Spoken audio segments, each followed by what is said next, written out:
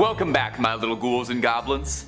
Today we're taking another look to the stars for some truly hair-raising stories out of this world. This is top 5 real aliens that made contact with humans. What do you think about all this stuff? Totally true or totally bogus? Let me know down below in the comments. Number 5, the Allagash Abduction. Our first tale is known as the Allagash Abduction. And by the way, what a turn of a phrase. That sounds like a great airplane book. Named after the Allagash waterway in Maine where it took place. In 1976, a group of 4 friends, who'd all met in college, were taking a trip camping, canoeing, and relaxing. The trip would be a trip they would never forget, and not just because of the salmon. The men, twin brothers Jack and Jim, and friends Chuck and Charlie, all decided to go out fishing on the lake at night. Before setting off, though, they made sure to light a large campfire to act as a visible landmark from the water. Now, the evening transpired fairly normally, fishing, sharing stories, until the men saw a blinding light in the sky above them. A glowing orb that shone brighter than any light any of the men had ever seen, flashing all sorts of bright, radiant colors. Now, the object was hard to make out, but it looked to be about 80 meters in diameter, and was slowly approaching the fishing boat. The men hurriedly panicked and paddled back to the shoreline, only to discover that the campfire they had been lit had been completely smoldered and looked to have been put out hours and hours ago, despite the men having not been out nearly that long. Stranger still, a few days after the trip, the men all started reporting similar nightmares, seeing a silver operating room and long, tall, giant-headed creatures examining them in this room, taking samples of their blood, their skin, and so on. All of them described the room, the creatures, and the nightmares extremely similarly. The men underwent psychiatric evaluation and were all deemed mentally stable, even passing polygraph tests. So what happened? Could this have been a mass hallucination? Or were these men plucked by visitors from another world for study? And if you love UFO stories and alien abduction stories, we've got plenty more where that came from at Top 5 Scary. So toss a subscribe and keep on creeping on. Number 4, the mysterious man. Our next story comes to us from the internet's campfire, Reddit. A thread was posted asking abductees, or people who've got an abduction story to share their experience. Now the whole thing is really a highlight, but this one stood out for me. Take a listen, because this anonymous Redditor shared a truly unforgettable, strange experience. He was living in Washington at the time, and he and his friends were really big stargazers. One Thanksgiving, he got invited to stay with his friend's family. So they all went out to go do some stargazing, went out to a big field of knee-high grass, and were staring up at what they thought was a bunch of shooting stars. The original poster asked his friend what the light was, but he said he had no idea. The light was bobbing around, bouncing wildly in the sky like a pinball. Then all of a sudden, it fizzled out. Puzzled, but not disturbed, the friends continued on with their night, walking through the field, wondering what they'd seen, even joking that maybe it was a UFO, but assuming it must have been a drone or something. And then it gets weird. They came across a young man standing alone in the field. They were the only people there for miles around, and the poster said he would have been able to see him from where he was. So he said it was almost as if he appeared in front of them. He was wearing only ratty jeans and nothing else. It was the middle of November, so the attire was particularly odd. Now the friends were scared to approach him, but OP felt necessary to go forward. He said he didn't sound drunk, but that he did seem visibly stirred. He asked the strange man what had happened, and he said he did not want to talk about it, but he needed to be examined at a hospital immediately. The Redditor gave the man his jacket and saw him into an ambulance, where he was then taken off to a hospital. What happened? Was this man an abductee who'd been dropped off? Was the light they saw flooding around him being beamed down? We may never know. Number 3, the 1979 Spain sighting. Another Reddit thread asking a similar question asked users to share their stories of famous UFO and alien sightings from their country, bringing us this story from Spain that took place in November 1979. A plane took off from Mallorca, coming from Austria and heading to Tenerife. Not long after, it found red lights in the sky hovering ahead of it. Now, initially the pilots assumed it was just another plane. The flight crew tried to signal over the radio to find out what was on their flight path.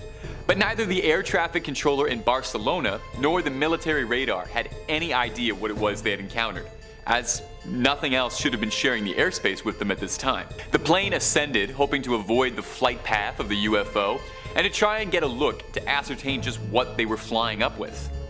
The UFO kept getting closer and closer, so the pilots did an emergency landing in Valencia. The UFO had a similar idea and followed them around till it landed. The original plane's radar started to pick up 3 objects flying behind them. The military had sent out 2 planes to try and assess and contain the situation. They found a giant red light floating statically over the airport, even though it wasn't being picked up on by the radar. The light started to fly when they got closer as they attempted to chase it, soaring around, tailing the mysterious floating light for upwards of 2 hours, intermittently losing sight of the target completely, occasionally getting blips on the radar, until eventually the trail went cold, and as quickly as it had appeared, the strange light had disappeared. People on the ground reported seeing that light all over that day, and to date, no one truly knows what had happened. Number 2, the Travis Walton incident. Now, our next story is a wild one even by top 5 standards, but that's exactly why I wanted to include it. Our story starts in November 1975, and I'm pretty sure that's the 3rd one of these that took place in November. It's a weird month for aliens, huh? Travis Walton was working as a forester, and the day was passing normally. Walton and his co-workers from the logging crew were riding in a truck, 7 men total, when they encountered a flying saucer-like object hovering above them around 100 feet in the air, making a loud, high-pitched droning noise. The truck stopped, and Walton left the vehicle to get a closer look at the unidentified flying object. And suddenly, a bright light surrounded the truck and knocked Walton back and unconscious. Terrified, the other men drove off. Walton then goes on to claim that when he awoke, he was no longer in the forest on the ground, but was in a bright, silvery, hospital-like room being observed by 3 short, bald creatures, very similar to the Allagash Abduction story. He says that he struggled as much as he could against his captors until he was met with a tall creature that closely resembled a human, but was wearing an intimidating helmet. The masked creature escorted Walton to another room and put a translucent mask over his face, and he blacked out. Walton says the next thing he can accurately remember is walking alongside a highway 5 days later. The thing is, Walton really was missing for 5 days. There was a search. Scent dogs and helicopters were used to track him over the woods, and he was assumed to have passed. For 5 full days, he was completely untraceable until one day he just reappeared. Since that fateful week in 1975, Travis has sworn that what happened to him was an abduction, even if it just seemed like a bad dream. His story served as the basis for the 90s horror film Fire Fell from the Sky, so if you're looking for a dramatization of this story, good one to check out. And number 1, the Rendlesham incident. It's sometimes referred to as Great Britain's Roswell. The Rendlesham incident is a very noticeable case in UFO sighting history.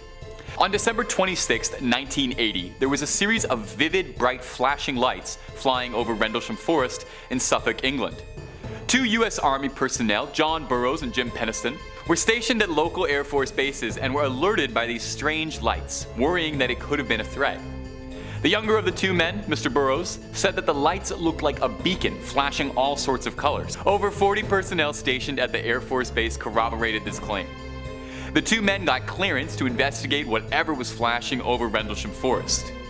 In their official document to their superiors, the 2 men write that they saw a strange, glowing, metallic triangular object hanging in the sky, pulsing with colored lights. Neither of the men had any idea what it was they were witnessing.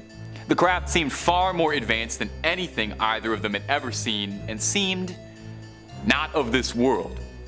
As if that wasn't compelling evidence enough, neighboring farm animals were all in a frenzy as this thing was flying, and the airmen's equipment started malfunctioning. The personnel could no longer use their radio to contact the base. Landing in the middle of the clearing in the forest was a craft unlike either of them had ever seen. It was black, triangular, and made out of smooth, opaque glass. No windows or landing gear. It didn't look like anything either of these trained servicemen had ever seen. Penniston describes there being hieroglyphic-like symbols etched onto the shell of the vessel, although they were far too cryptic for him to understand. The craft took off, changing the lives of those men together. And it wouldn't even be the last sighting of the Rendlesham UFO, because not even 2 days later, the same strange lights were seen flying overhead the forest again. This time, coming prepared, crews set out with Geiger counters to follow up on whatever was flying around them. The patrol found their way to the landing site Penniston and Burroughs had described and found several depressions in the ground, all setting off the Geiger counter for radioactivity. And lo and behold, above them was those same flashing lights that had been taunting them 2 nights before, disappearing into the skies. 40 years later, and we're still no closer to understanding what happened in the Rendlesham incident. And that's all for this video, my little ghouls and goblins. Thanks so much for watching. Creep on creeping on, and I'll see you in the next one.